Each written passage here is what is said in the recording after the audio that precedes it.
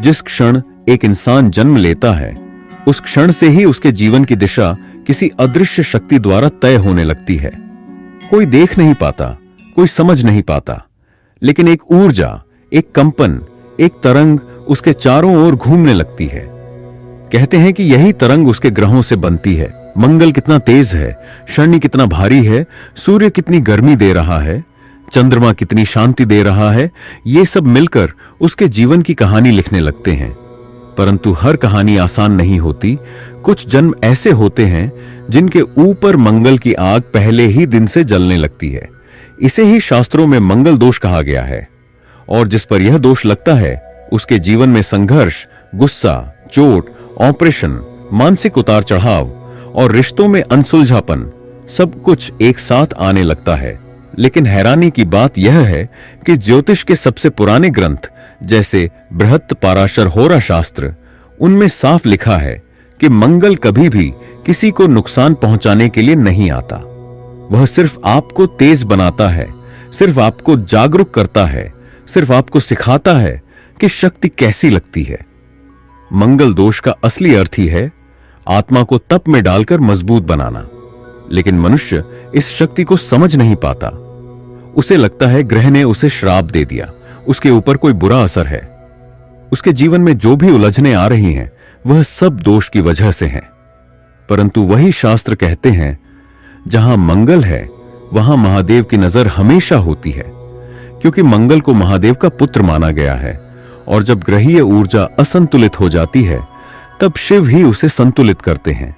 इसीलिए बहुत पुराने समय में जब किसी के कुंडली में मंगल दोष दिखता था, तो उसे डराया नहीं जाता था, उसे शांत कराया जाता था, उसे महादेव के मंदिर ले जाया जाता था, उसे हनुमान जी की उपासना कराई जाती थी। क्योंकि हनुमान मंगल के मंत्र दृष्टा हैं।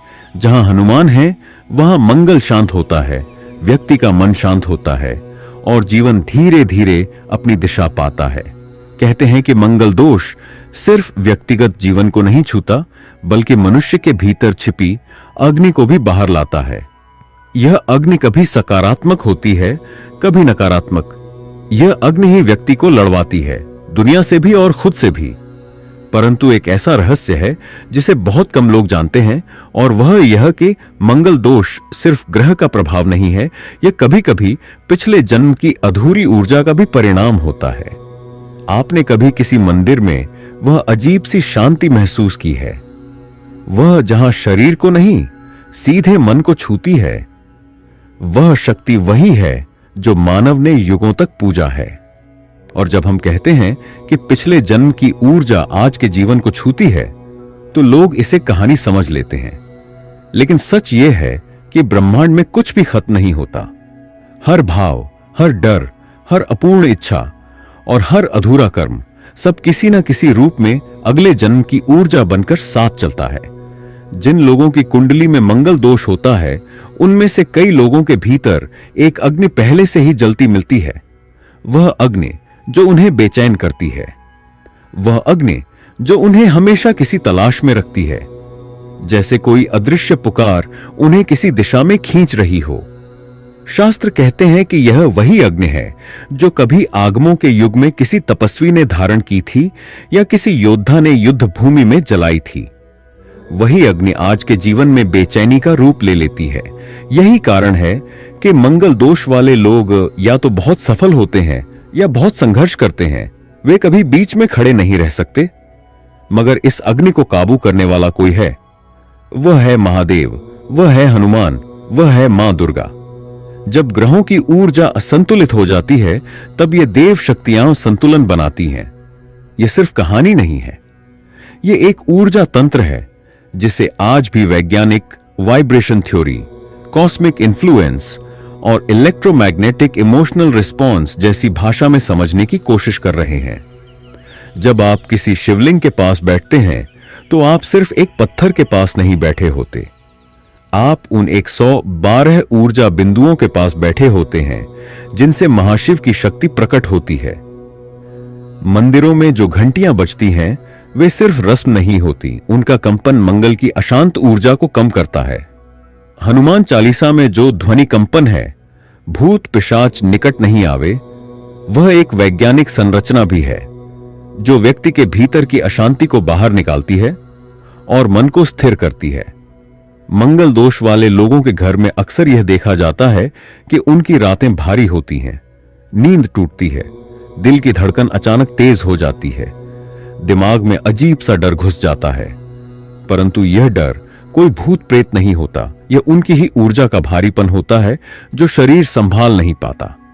और यही वह क्षण है जब प्राचीन ऋषियों ने कहा था, जब मन भारी हो जाए, जब रात डर देने लगे, तब प्रकाश की ओर मुड़ो, अंधेरे से मत भागो। इसलिए हम देखते हैं कि मंगल दोष में हनुमान जी का नाम लेने से तुरंत मन हल्का हो जाता है। यह सिर्फ आस्था नहीं, यह एक ऊर्जा का स्त्रीकरण है।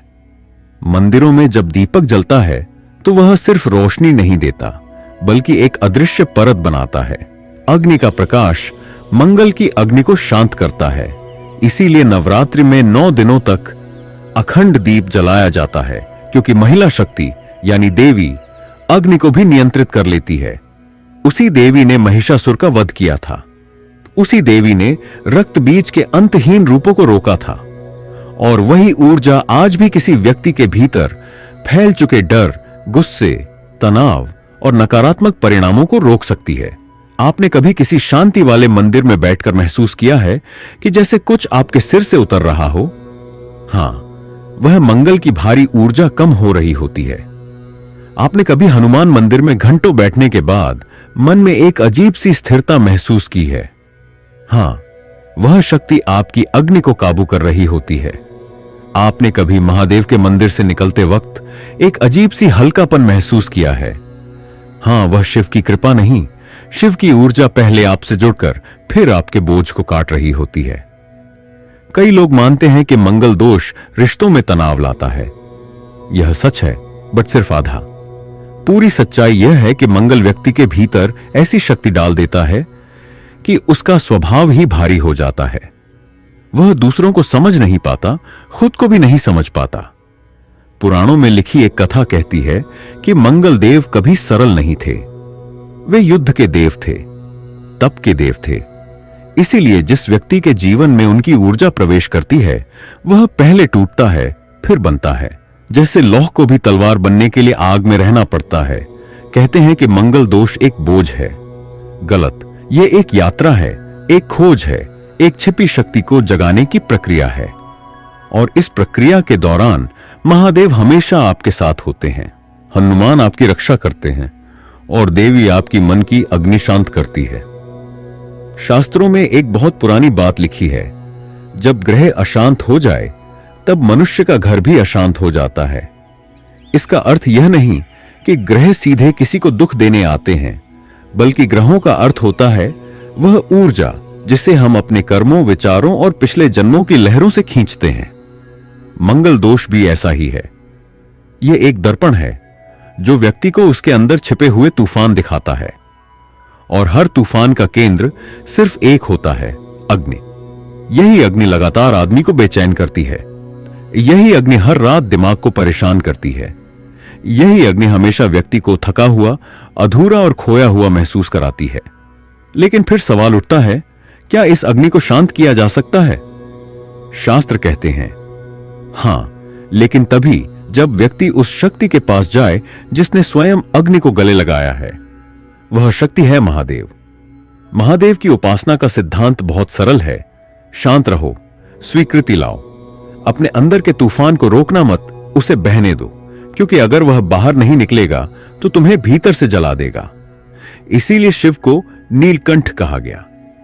उन्होंने झर पिया पर उसे पचाया नहीं, बस रोककर शांत कर दिया। वह उसी संतुलन का प्रतीक है। अब दूसरी तरफ हनुमान है। हनुमान सिर्फ भक्ति के प्रतीक नहीं है, वे ऊर्जा के नियंत्रक हैं। उनके मंत्र, उनके नाम, उनकी कथा सब मंगल को नियंत्रित करते हैं। नवरात्रि के दिनों में जब देवी की शक्ति पूरे ब्रह्मांड में सक्रिय होती है, तब हनुमान जी उस शक्ति का संतुलन बनाए रखते हैं। यही कारण है कि नवरात्रि और मंगलवार का संयोजन इतना शक्तिशाली माना जाता है। बहुत पुराने समय में एक कथा कही जाती थी। जब किसी व्यक्ति की जन्म कुंडली में मंगल दोष दिखाई देता था, तब कोई ज्योतिषी उसे दंड नहीं देता था। बल्कि उसे एक पुराने मंदिर में ले जाया जाता था जहां शिव और शक्ति की संयुक्त उपासना होती थी। उस मंदिर का वातावरण इतना शांत होता था कि भारी से भारी व्यक्ति भी अंदर प्रवेश करते ही हल्का महसूस करता था। मंदिर के बीच में एक प्राचीन शिवलिंग, उसके चारों तरफ 8 दीपक और उसके पीछे एक छोटा सा शक्तिपीठ। कहते हैं वहां बैठते ही जो कंपन बनता था वह मंगल की जलती हुई ऊर्जा को अपने आप शांत कर देता था। एक प्राचीन ग्रंथ में लिखा है, जहां शक्ति का निवास है वहां भय का आवाज नहीं। इसी कारण मंगल दोष वाले लोग जब देवी की उपासना करते हैं तो उनके अंदर का डर धीरे धीरे खत्म होने लगता है। वे खुद को नियंत्रित करना सीखते हैं, उनका गुस्सा कम होता है, उनमें धैर्य आता है। मगर सवाल यहां खत्म नहीं होता, क्योंकि मंगल दोष में सबसे बड़ी चुनौती गुस्सा नहीं होती, बल्कि वह अदृश्य तनाव होता है जिसे व्यक्ति खुद भी समझ नहीं पाता। उसे लगता है जैसे कुछ गलत होने वाला है। उसका मन हमेशा सतर्क रहता है, जैसे किसी जंगल में कोई अदृश्य छाया उसे देख रही हो। यह छाया डर नहीं है, यह उसकी ग्रह ऊर्जा का भारीपन है। यही कारण है कि मंगल दोष वाले लोग रात में अक्सर अचानक उठ जाते हैं। उन्हें बेचैनी होती है, दिल तेजी से धड़कने लगता है और मन में एक अजीब सी घुटन भर जाती है। शास्त्र इसे ऊर्जा कंपन का असंतुलन कहते हैं।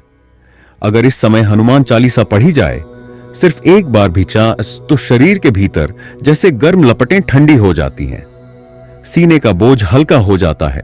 यह चमत्कार नहीं है, यही ऊर्जा है। इसी तरह महादेव का एयूएम नमः शिवाय सीधे नाड़ी तंत्र को शांत करता है। यह मंत्र मन को आदेश देता है, रुको, सांस लो, तुम अकेले नहीं हो, मैं हूं। नवरात्रि के दिनों में देवी की शक्ति और भी अधिक जागृत होती है। उन 9 रातों में मनुष्य जो भी उपासना करता है उसका असर 2 गुना होता है। इसीलिए शास्त्रों में कहा गया, नवरात्रि में मंगल दोष शांत होता है और देवी की कृपा से व्यक्ति के जीवन में नई शुरुआत होती है। अब एक गुप्त बात जो ज्यादातर शास्त्रों में नहीं लिखी गई लेकिन गुरु परंपरा में कही जाती है, वह यह कि मंगल दोष सिर्फ समस्याएं नहीं लाता, यह व्यक्ति को एक मिशन, एक डेस्टिनी, एक आत्मिक उद्देश्य भी देता है। मंगल दोष वाले लोग कभी आम नहीं होते। उनके जीवन में कुछ ऐसा होता है जो उन्हें बाकी लोगों से अलग बना देता है। कभी वह साहस होता है, कभी नेतृत्व शक्ति, कभी कठिन परिस्थितियों से लड़ने की क्षमता, कभी असाधारण मानसिक ताकत। परंतु जब तक यह शक्ति किसी दिव्य ऊर्जा द्वारा नियंत्रित नहीं होती, तब तक यह व्यक्ति को भटका भी सकती है।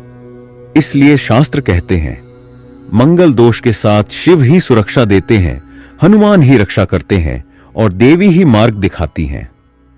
मंगल दोष जब अपने चरम पर होता है तो व्यक्ति को अपने जीवन के हर पहलू में असंतोष और भय महसूस होता है। घर में, कार्यस्थल पर और संबंधों में अड़चनें आने लगती हैं। प्राचीन शास्त्रों में लिखा है कि इस समय व्यक्ति को मंदिरों में जाकर महादेव के नीलकंठ रूप का ध्यान करना चाहिए। हनुमान चालीसा का पाठ करना भी अत्यंत लाभकारी है। नवरात्रि के दौरान देवी की साधना करने से व्यक्ति के भीतर ऊर्जा का संतुलन स्थापित होता है। मंदिरों की घंटियां, दीपक की लौ और मंत्रों का उच्चारण केवल भक्ति नहीं बल्कि वैज्ञानिक दृष्टि से ऊर्जा को नियंत्रित करने का उपाय है।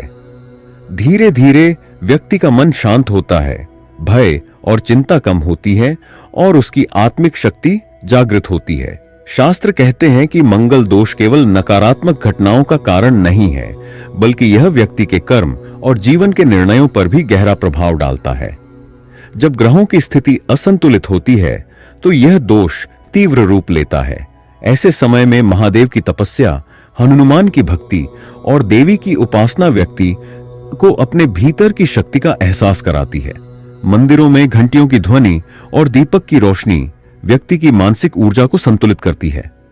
प्राचीन कथाओं के अनुसार यह ऊर्जा संतुलन केवल तब संभव है जब व्यक्ति ईश्वर और अपनी आत्मा के बीच गहरा संबंध स्थापित करता है।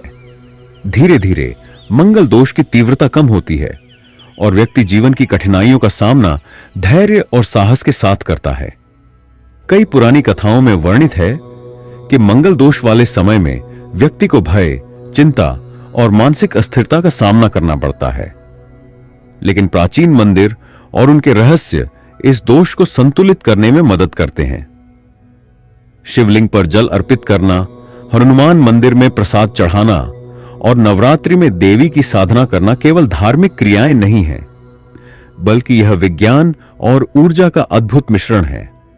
शास्त्रों में कहा गया है कि जब व्यक्ति अपने भीतर की ऊर्जा को संतुलित करता है तो मंगल दोष के नकारात्मक प्रभाव कम हो जाते हैं। धीरे धीरे व्यक्ति अपने जीवन की घटनाओं को समझने लगता है और आत्मिक शक्ति का अनुभव करता है।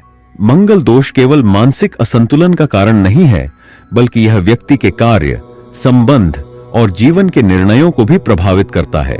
कई बार लोग इसे केवल दुर्भाग्य मान लेते हैं, लेकिन शास्त्र बताते हैं कि यह दोष व्यक्ति की आंतरिक ऊर्जा और नाड़ी पर असर डालता है। मंदिरों में दीपक, घंटियां और मंत्रों का उच्चारण केवल भक्ति नहीं, बल्कि ऊर्जा संतुलन का साधन है। महादेव की तपस्या और हनुमान की भक्ति व्यक्ति में साहस और शक्ति का संचार करती है। नवरात्रि के दौरान देवी की आराधना व्यक्ति के भीतर असीम शक्ति और संतुलन उत्पन्न करती है। धीरे धीरे व्यक्ति भय और चिंता से मुक्त होता है और जीवन की गहराइयों को समझने लगता है।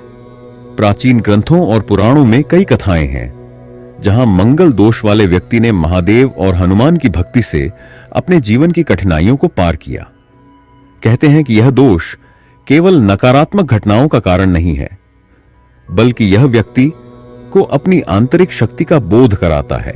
मंदिरों में दीपक जलाने, घंटियां बजाने और मंत्रों का उच्चारण करने का रहस्य केवल भक्ति नहीं है, बल्कि यह ऊर्जा को संतुलित करने का वैज्ञानिक उपाय है। नवरात्रि के समय यह प्रभाव और भी गहरा हो जाता है। व्यक्ति अपने भीतर साहस, धैर्य और शक्ति का अनुभव करता है और धीरे धीरे मंगल दोष के प्रभाव कम होते हैं। मंगल दोष का प्रभाव व्यक्ति की मानसिक स्थिति, संबंध और जीवन की दिशा पर गहरा असर डालता है। जब ग्रह असंतुलित होते हैं तो व्यक्ति अपने निर्णयों में असफलता और असमर्थता का अनुभव करता है। शास्त्रों के अनुसार इस समय महादेव की साधना, हनुमान चालीसा का पाठ और नवरात्रि में देवी की उपासना अत्यंत प्रभावी होती है। मंदिरों में दीपक और घंटियों की ऊर्जा व्यक्ति के भीतर संतुलन स्थापित करती है। धीरे धीरे व्यक्ति का मन शांत होता है, भय और चिंता कम होती है और उसकी आत्मिक शक्ति जागृत होती है। कई पुरानी कथाएं यह भी बताती हैं कि मंगल दोष केवल व्यक्ति के लिए नहीं, बल्कि पूरे परिवार और समाज के लिए प्रभाव डालता है। जब ग्रह असंतुलित होते हैं तो यह दोष हर क्षेत्र में अनिश्चितता और संघर्ष उत्पन्न करता है। मंदिरों में प्राचीन उपाय जैसे दीपक जलाना, घंटियां बजाना और मंत्र उच्चारण करना केवल धार्मिक क्रियाएं नहीं हैं, बल्कि यह ऊर्जा को संतुलित करने का विज्ञान है। महादेव की भक्ति, हनुमान की साधना और नवरात्रि में देवी की आराधना व्यक्ति के भीतर स्थिरता और शक्ति लाती है।